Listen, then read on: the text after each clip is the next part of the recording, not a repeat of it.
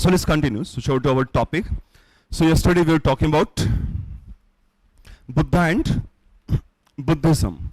So his childhood name was Siddharth. So he was Siddharth. He was a prince and he was a Kshatriya.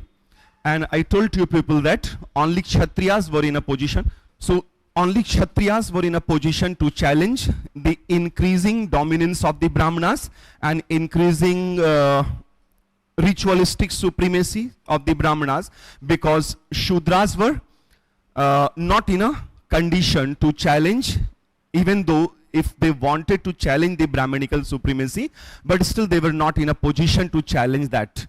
And Vaishyas, they just wanted to maintain a status quo because of increasing tendencies of trade and commerce and agriculture, increasing volume of agriculture and increasing trade and commerce. So only Kshatriyas were left in a position to challenge the supremacy of the Brahmanas, and they did so.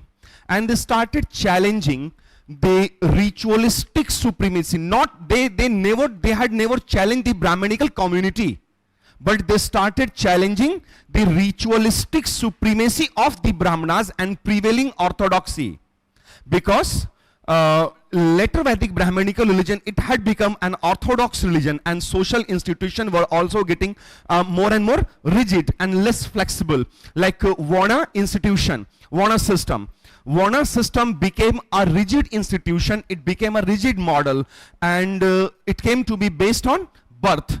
An earlier Varna system during the Rigvedic period from 1500 before Common Era till 1000 before Common Era, this institution was based on occupation, and it was so flexible, and people were frequently allowed to change their Varna from top to bottom or from bottom to top or at the mid. But in order to grab more and more resources during the later Vedic period, Varna system became more and more rigid, and it came to be based on birth. And now interchange of Varna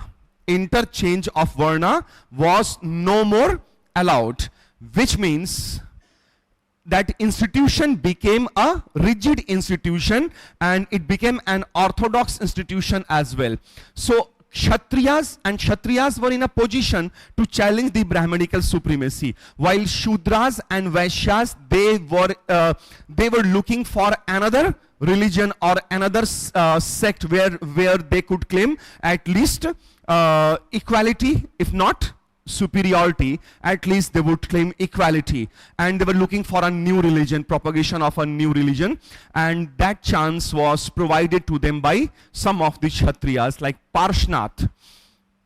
Parshnath existed much before the existence of Mahatma Buddha and Mahavir Swami, and it is said that Jainism was not propounded by Mahavir Swami.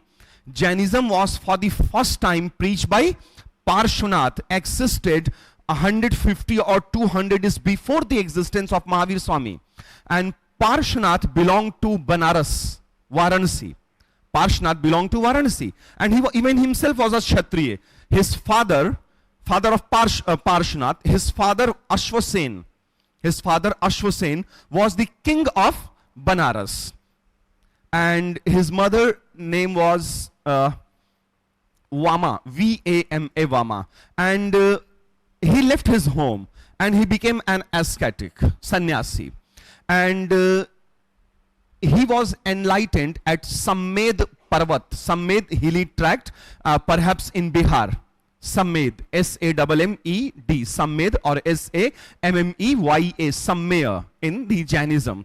So Parshnath was the first person who started challenging the Brahmanical supremacy, even before Mahavir Swami and Mahatma Buddha and some more philosophers like Maskariputra Goshal, Ajit Kesh Kambalin, or Sanjay Velatriputra, or Charvak, founder of Lokayat sect.